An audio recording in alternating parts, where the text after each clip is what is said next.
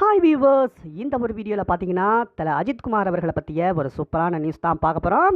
அதாவது AK 62 படத்தில் மகள் திருமேனி அவர்களுடைய இயக்கத்தில் லைக்கா கூட்டணியோட கிட்டத்தட்ட படம் உறுதியாகிவிட்டது அப்படிங்கிற மாதிரி சமூக வலைத்தளங்களில் தற்பொழுது செய்திகள் பரவிட்டு வருது.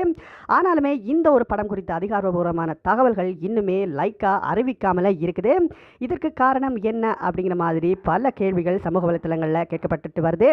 இதற்கு ஒரு வகையில் பார்த்தீங்கன்னா அஜித் அவர்கள் தான் காரணம் அப்படிங்கிற மாதிரி தகவல் ஒன்று இப்போ வெளியாகி ஒவ்வொரு நாளும் இன்று நாளை அப்படின்னு அஜித்குமார் அவர்கள் இழுத்தடிச்சிட்டே இருக்காராம். அது மட்டும் இல்லாமல் AK 62 படத்துக்காக அஜித் நிறைய கண்டிஷன்கள் போட்டிருப்பதாக தகவல்கள் வெளியாகி இருக்கு. இது எல்லாமே சமாளிக்க முடியுமா அப்படிங்கிற ஒரு குழப்பத்தோட மகள் திருமேனி இருக்கிறாராம். இந்த நிலைமையில லைக்கா தமிழ் சினிமாவில் நிறைய படங்களை தயாரிக்க வேண்டும் அப்படிங்கிற எண்ணத்தில் செயல்பட்டு வருது. ஏனென்றால் பார்த்தீங்கன்னா பொன்னியின் செல்வன் படம் நல்ல லாபத்தையும் கொடுத்த நிலைமையில பெரிய நடிகர்களின் கால் ஷீட் எல்லாம் லைக்கா வாங்கி கொண்டிருக்கிறதா.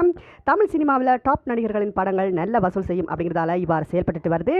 இப்போ பார்த்தீங்கன்னா அஜித் AK 62 படத்தில் ஓவர் பர்ஃபெக்ஷன் காட்டிட்டு இருக்காரு அப்படிங்கிறதால லைக்கா வேறு முடிவு எடுத்திருக்கிறதாக ஒரு தகவல் இப்போ வேகமாக பரவிட்டு வருது.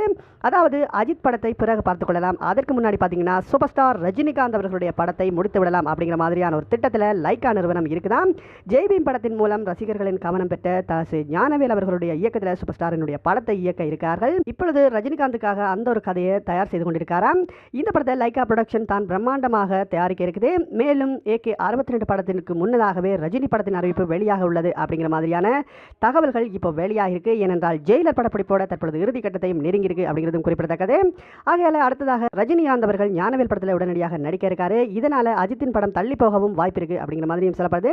விஜயின் லியோ படத்திற்கு போட்டியாக AK 62 படம் வெளியாகும் என ரசிகர்கள் எதிர்பார்த்திருந்த நிலைமையில அஜித்தால் தற்பொழுது அந்த ஒரு படம் தள்ளி போவது பார்த்தீங்கன்னா அவருடைய ரசிகர்கள் மத்தியில் அதிருப்தியை ஏற்படுத்தியிருக்கு அப்படின்னு சொல்லலாம்.